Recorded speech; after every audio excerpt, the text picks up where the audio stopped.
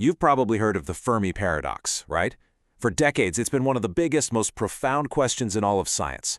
It's this really unsettling contradiction between the super high probability that alien life exists and the fact that we have absolutely zero evidence for it. Yeah, it all boils down to this one simple and honestly kind of haunting question. In a universe this huge, this filled with possibilities, where is everybody? So to really wrap your head around the paradox, you have to understand the staggering, mind-boggling scale we're dealing with. Just our own galaxy, the Milky Way, has over 200 billion stars. And that's just our backyard. Okay, now let's zoom out even more. When you start thinking about the hundreds of billions of other galaxies we can see, the number of planets that could be like Earth, well, it's estimated to be around 5 times 10 to the power of 22. That is a 5 with 22 zeros after it. I mean, the chances for life seem practically infinite. And this right here leads us to what's known as the Great Cosmic Silence. We've got a universe that, based on all the numbers, should be absolutely buzzing with different civilizations, but all we hear is, well, nothing. That's the paradox in a nutshell. So for a long time, we've looked to the natural sciences for an answer. Astronomy, biology. That whole perspective basically frames our existence as a cosmic numbers game, as if we're just an unbelievable roll of the dice. The argument basically goes like this. On one side, you've got the immense scale of the universe, right? Trillions of chances for life over billions of years. But on the other side, maybe the emergence of intelligent life needs such a ridiculously specific and rare combo of factors, the perfect star, the perfect planet, the perfect moon, the perfect evolutionary twists and turns, that it almost never actually happened. But here's the powerful counter-argument. I mean, really, how likely is it that the odds would just happen to work out so perfectly that they produce exactly one civilization, us, for the probability to be so low that it only happens once, but not so low that it happens 0 times? That just seems like an even crazier coincidence. Either it's so rare that we shouldn't even be here, or it's common enough that we definitely shouldn't be alone. And this is where things get really interesting. What if we've been looking in all the wrong places? What if the Fermi Paradox isn't a problem of biology or physics at all? What if it's actually a problem of social science? A problem of, alien sociology? Now, you've probably heard a bunch of these kinds of explanations before. They're sort of like folk sociology. You know the ones, they're too advanced to bother with us, or they're all hiding from some cosmic predator, or maybe they don't want to mess with our development. These ideas, they feel intuitive. But here's the massive flaw. For any of those to be true, you have to assume that every single alien society has the exact same motivation, and that this motivation never ever changes over millions or even billions of years. I mean, just look at the wild diversity of cultures and ideas on our own planet. It's incredibly unlikely that every single civilization would stick to the same strategy of silence forever. All it takes is one of them to break the rule.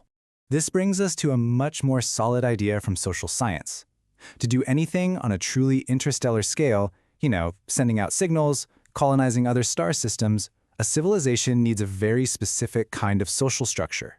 It needs what we call big science.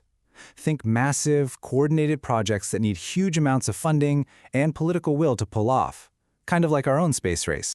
And this timeline just shows you perfectly how incredibly recent this is for us. When you look at the age of the universe, our ability to even try to do interstellar projects is just this tiny, microscopic sliver of time at the very end. We've only had the social and organizational power for maybe 70 years. So the ability to shout into the cosmos, it's not just about technology, it's a sociological achievement. This leads us to what might be the most compelling social science answer to the Great Silence. This idea that every single advanced civilization has to pass through a great bottleneck, a period of extreme existential danger. It's called the technological bottleneck, and it's a phase where society's technological power, everything from nuclear weapons to AI to geoengineering, grows way faster than its wisdom, its social, political, and ethical ability to actually control it. So the crucial thing to understand is this progression. First, a civilization develops technology that can alter its entire world. Then, the consequences of that tech start spinning out of control way faster than its social or political systems can keep up. And this gap, this control gap, creates a window of time where there's an extremely high risk of self-destruction. So, how do you get through it?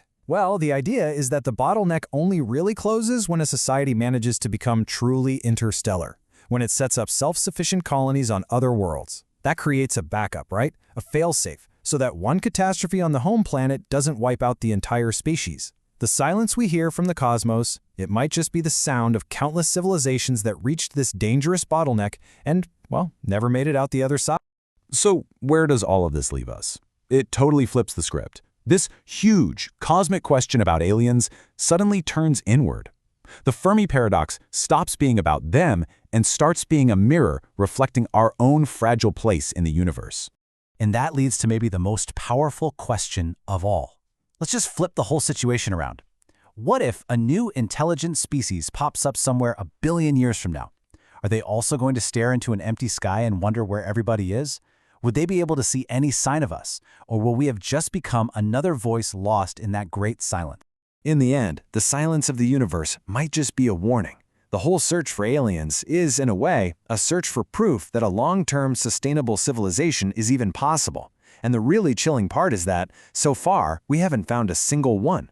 So maybe the paradox isn't about finding them. Maybe it's about whether we can become the kind of civilization that could, one day, actually be found.